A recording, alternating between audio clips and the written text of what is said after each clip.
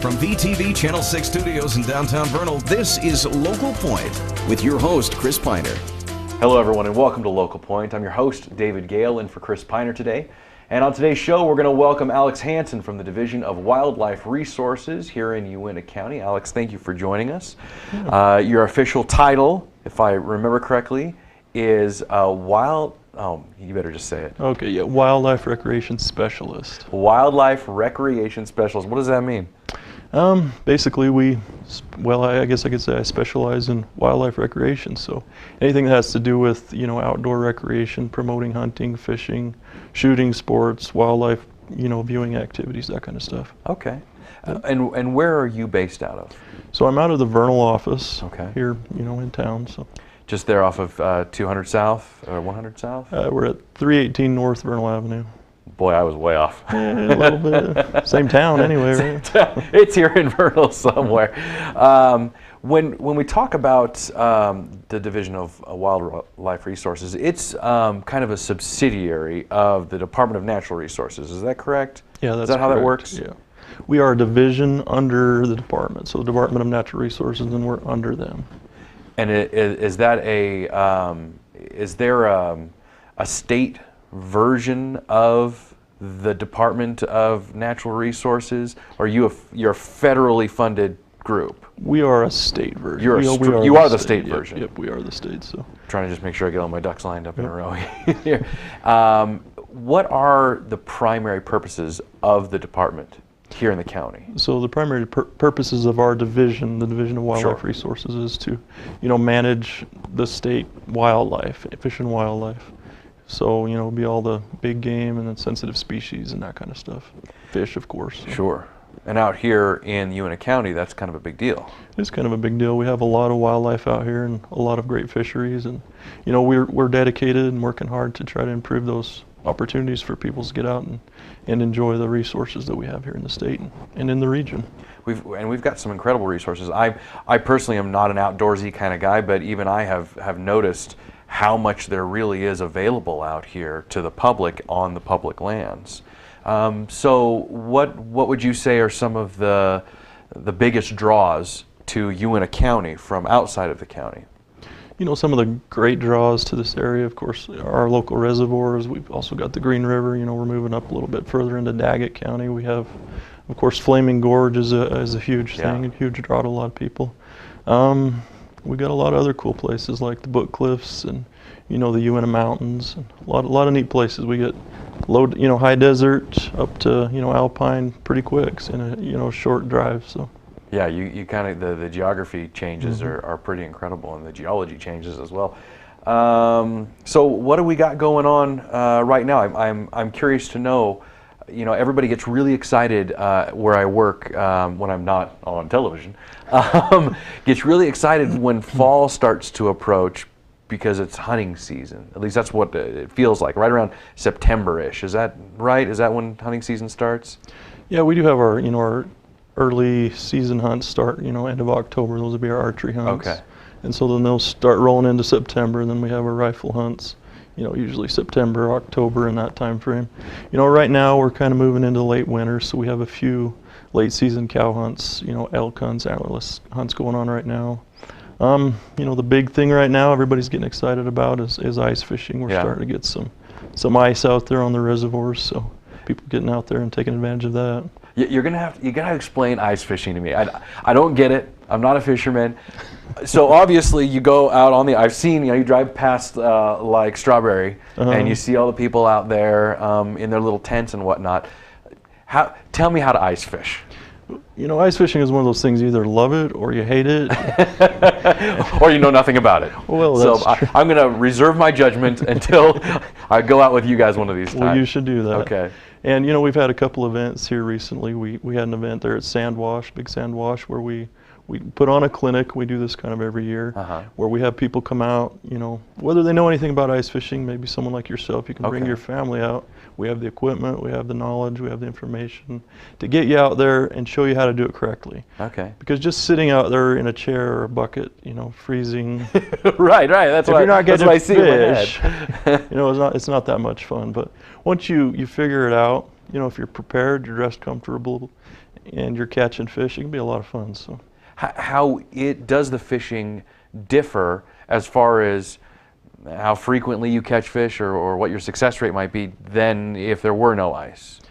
you know, it varies, and you know, I guess one of the statements I can make, and I've heard this, you know, brought up a few times, is, you know, ice is kind of the great equalizer. You know, when we've got no ice on the reservoirs, then the guys with the boats might have a greater advantage. But when we've got ice on the reservoir, then, you know, everybody can get out there and they can do as well as the next guy. So, it seems weird to me that, like, you got a bunch of ice and it's really, really cold, and it seems to me that most animals tend to slow down when it gets cold. But is that not the case with fish then? I mean, are they active? you know, it depends on the fish species. Some fish species actually slow down, and, you know, they're not quite as active. But some of them, you know, when that first ice comes on, they can be pretty active, and then continue through the winter. It kind of goes up and down. But okay, well, I'm very interested to learn a lot more about ice fishing, as well as the other things that DWR has in store, especially for the coming up months here. We've got a couple of events, I understand, that we'll be talking about, so stay with us.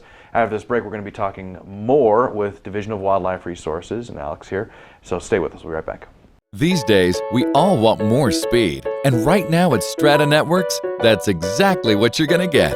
For a limited time, upgrade your current internet package and get faster speeds at no additional cost for 90 days. That's right.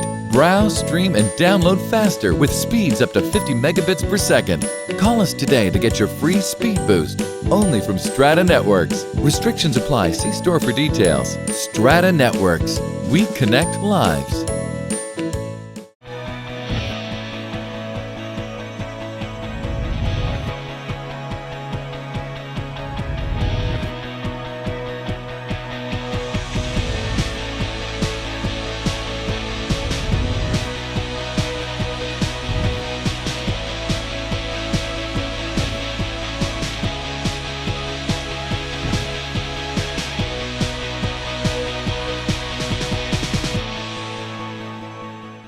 Welcome back to Local Point.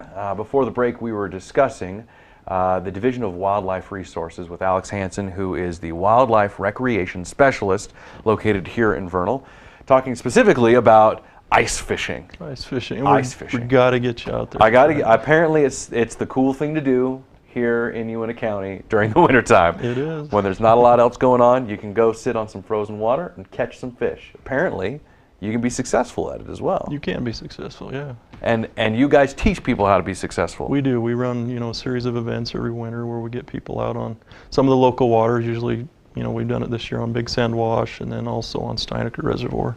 Okay. So, you know, you can come out there, just dress warm, be prepared. But sure. Even if you don't have equipment, you know, come out, we'll help you out, drill your holes, teach you how to fish. So I'm assuming that the ice is thick enough that we don't have to worry about. You know. Absolutely. Yeah, Okay. you got to be careful about that. And we certainly wouldn't host an event where people are gonna. Yeah, sure. Speaking of events, what do you got coming up, fishing-wise? You know, coming up, kind of the big event for, you know, this winter is put on by the Flaming Gorge Chamber of Commerce, and that is the Burbot Bash up at Flaming Gorge. And so they're trying to, you know, help out the fishery by removing these invasive species, the burbot, which were illegally introduced years ago. So forgive my ignorance. Okay. Burbot is a fish. Burbot is a fish. And it's an invasive, illegal species. Yeah, it was introduced to the reservoir, actually upriver in the Green River, you know, a number of years ago. Did somebody just bring one and be like, here, you're free?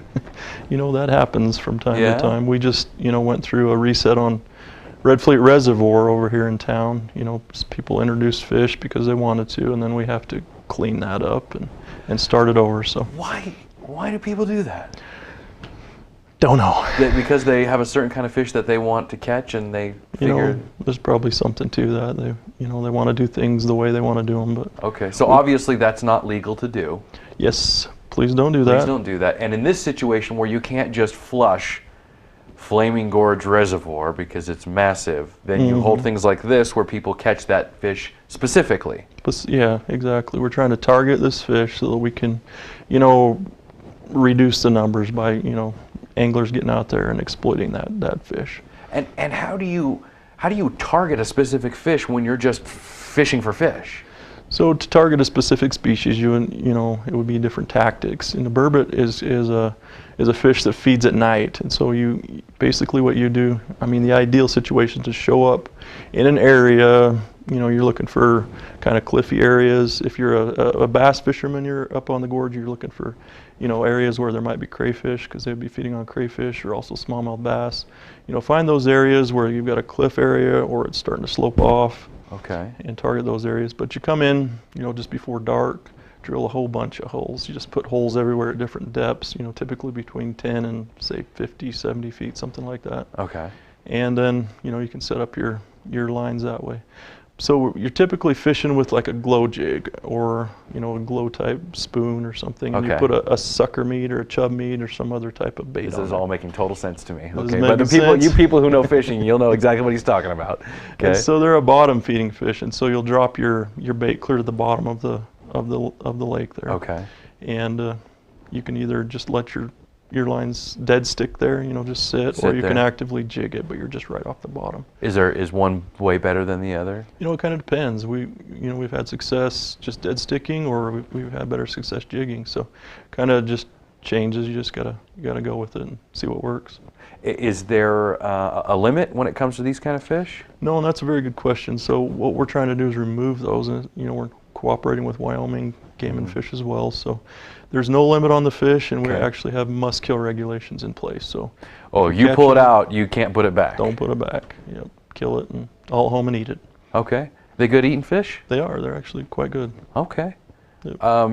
Just out of curiosity, is there a certain look that a burbot has that when you look at it, you go, ah, that's a burbot? Yeah, you can't mistake a burbot. I mean, it's the ugliest fish in the reservoir. Oh, really? Kind of an eel, has a big flat head and a little barbel under its chin. They're slimy. They're Come catch the slimy fish. yeah. Do you know, is this is a competition at all, or is it just have a good time? So the burbot bash, you know, started out, I believe, in 2009 by Big Fish Tackle as kind of a clinic thing and trying to get people interested in getting out and harvesting this fish. But now it's been taken over by the Flaming Gorge Area Chamber of Commerce, and Okay. it's a big event. You know, they've got lots of prizes and Yeah. tagged fish, and so if you want to have more information, find more information about the bash, you know, go on to their website at burbotbash.com, and then you can register and look at all the rules and stuff. But I encourage you to get out and participate in that. It's a great event. So Yeah, will there be anybody there who can teach me? yeah, I'm Okay. sure. But Okay, good. actually, probably do better at one of our clinics. But Okay, we'll do that first, and then we'll go to the burbot bash. Wait, when was the burbot bash again? that is January 22nd through the 24th. Okay, up at Flaming Gorge. Mm-hmm. Just the oh man, I forgot the name of the little marina right there. There'll be check-ins. You'd have to look online, but I believe there's a Okay. check-in at Bugboard Marina, and then also at in Manila. So Okay. and one in Wyoming. Check online. We got about 40 seconds left. What other wintertime events DWR's having? You know what? Other things people like to do this time of year is get out and go trapping. So if you have interest in trapping, learning a little bit more about that, or if you need your fur harvester education, I am teaching a fur harvester education course coming up on February 6th. So February to 6th. find out about that, Okay. just go to our website at wildlife.utah.gov and then follow the links to, you know, hunter education and that fur harvester education. Wildlife.utah.gov. That's correct. Find out everything you want to know. You can visit with Alex. He's the specialist. That's what his title says. He's going to teach you all about it. So thank you, Alex, for joining us today and letting us know all about the wonderful things going on in the wildlife there. And thank you all, of course, for joining us as well in this episode of Local Point. That's all we got time for today. Be sure to like VTV6 on Facebook for updates on your favorite local programming, and we will see you here next time.